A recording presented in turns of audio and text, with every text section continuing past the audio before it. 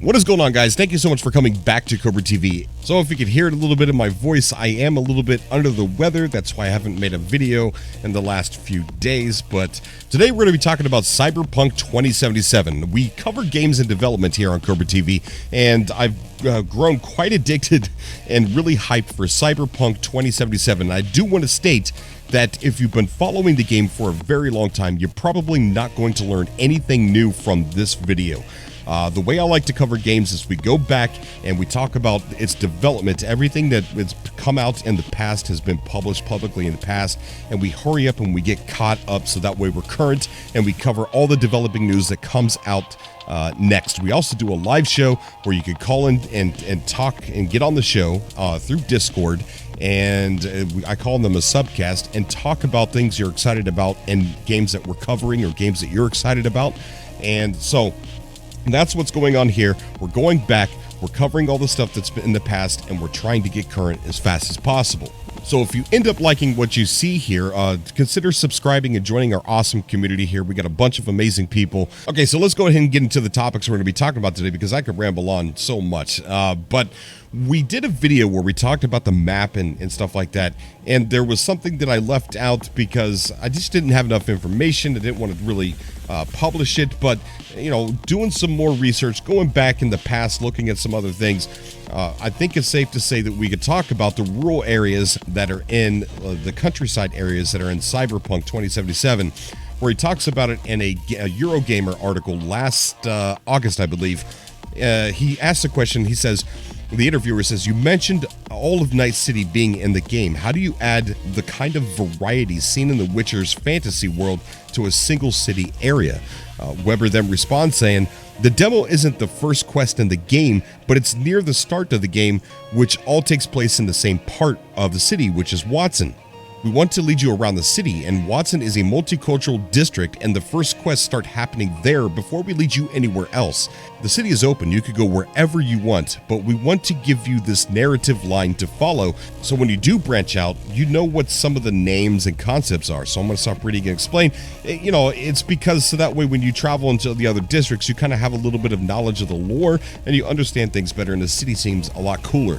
Then it goes on to read, for new players to enjoy it as well as fans of Cyberpunk 2020. It's a cyberpunk city, so the different districts are very different to each other. There are multicultural parts which feel like a completely different part to the corporate district with the gray sky-high buildings, or District Pacifica, which is ruins run by gangs and the skeletons of buildings. That's the part of the map that we see in the metro system that's all red with dotted lines, which I don't think that means the rail system cannot travel into that area. I don't believe you just can't go there until you unlock it. I just think the rail system does not go in there. The city is a realistic big place, but you also have an area around Night City. I can't talk in detail about what we want to do there and what it might look like, but there are definitely areas of Cyberpunk where there's not buildings everywhere, there's not crowds, where maybe we can show somewhere different. Then the next question was, so when you get to the city's walls or boundary, you could go beyond that? Weber then responds by saying you could still go a little. Well, not a little. You could go some way further. Of course, there are natural limits to it at some point, but it's not just the city. So he's talking to, that sounds like to me like it's a rural country area. And Ace, who was on our live podcast, he called in and he said there are countryside areas, and then he pointed at me the minute mark that's in the trailer, one of the short trailers of Cyberpunk, and we're going to go ahead and take a look at that picture right there, and there you have it. So this definitely isn't new news, but it's definitely something I'm hyped and pumped about, and I want to talk about and, you know, just discuss it with you guys. And so we were talking in that video where we talked about the map, how they were focused about making the city dense, making it fun, making a lot of things that you could do inside the city, and it's not, they weren't focusing on making it big, they were focused on making it good enough to where it doesn't seem like just an open, bland city where there's not a lot of buildings to go into, there's not a lot of things to do. But what's important to note here, and the reason why I'm bringing it up, is we also talked about how the city does have to be big enough because there's a lot of driving, so you don't want to feel like you're bumping the edge of the map. Adding a rural area also adds some things to do outside and offers a different biome, I guess you could kind of say. to where you see a countryside. There's probably a lot of places to drive out in the country roads, and some missions and crazy people out there as well. As you see this guy who looks like someone that looks like from the Texas Chainsaw Massacre holding a futuristic gun. So I'm definitely happy that they are adding a countryside, and I believe that's exactly what he was alluding to in that interview, which gives us a different sight to see, more places to explore, and it doesn't, it'll make the map feel a lot bigger. So that's the factual thing that I wanted to talk about. The speculation thing that I wanted to talk about is the moon missions that they're speculating that are going to be in Cyberpunk 2077. Now, this is not confirmed unless they've come out and confirmed it recently. This article was written April 25th. And also, my subscribers brought it up that it was still a rumor. So if they've confirmed it, please correct me down below. But I don't think this is confirmed from the CD Projekt Red themselves. But there are some evidences. I don't even know if that's a word. Evidence. There is some evidence that we can take a look at that kind of gives weight to the moon mission rumors, the moon area rumors that come out. So we're going to take a look at that in a second. But this article was published last April, and it talked a little bit about the moon area.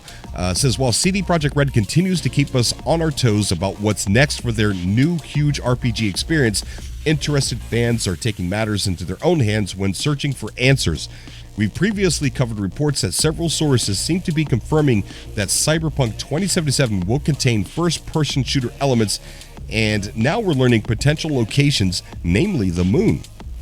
And I have to say that I'm, based on the things that I'm going to show, I really feel like this rumors could be true, although not confirmed. And if it doesn't become true, I'm not going to be disappointed. It's just fun to talk about the possibilities. Originally reported, it reads on, by game pressure, Cyberpunk 2077 will draw inspiration from games such as Prey and System Shock regarding their mechanical perspectives. Those that are fans of Deus Ex franchise will allegedly find many similarities as well. Though what has us excited is the potential to go to the moon. According to this same report, there will be a largely focused area of the narrative that will take place on the specific locations with a high action sequence. Now, in Cyberpunk 2020, there were cities on the moon with, I think, a population of like a very large population of people that were living on a moon. Okay, that's a rumor. That's a rumor. So why do I think that this holds weight? Why do I think that this rumor could possibly be true? Well, for one, Game Pressure was right about it being a first-person shooter. When thinking about an RPG, you usually don't think first-person shooter. But they were right about that. So that's not enough for me to, kind of sit there and be like, well, scratch my head. Maybe the moon is true. So we're going to go ahead and take a look at a picture from one of the trailers, and that picture is of them in some sort of spacecraft outside of Earth in space. So, is this still enough for me? No, because this could be a cutscene. It could be part of the story. Maybe that's why it's in here, but I kind of feel like this is a thing that you could travel outside of Earth. Now, Cyberpunk's not going to be the entire planet, right? It's not going to be the entire Earth. It's just Night City with multiple districts and a rural area, countryside area. So what would be the need to fly into space? Surely it's not to make travel quicker so you can get to the other side of the planet, because it's just Night City in the country area, right? So to me, I'm thinking this actually is proof that the rumor could be true, that there is a moon area, a place to go onto the moon, and this is how you get there. But there's a little bit more evidence that made me go, I have a good feeling that there's going to be a moon area in the game, and that is looking at the map that was on the metro train. And if we blow it up here, somebody on Reddit was able to recreate this map really, really well. And if we go into the map area over here, there is a part of the map that says Orbital Air Space Center. So if we are to go to the moon, If we are, how would we get there? Surely our cars and our motorcycles and the hovercrafts that we see in the trailer couldn't go to the moon, and I don't see any spaceships anywhere. I've seen some things that look like spaceships, but well, we did. I mean, that's obviously a spaceship, unless it's something new at like a new movie theater, or I don't know. All right, just forget that. That's a spaceship. They're out in space. So the Orbital Air Center would be a good place to drive to if you wanted to get to the moon to do a mission or to experience what's on the moon.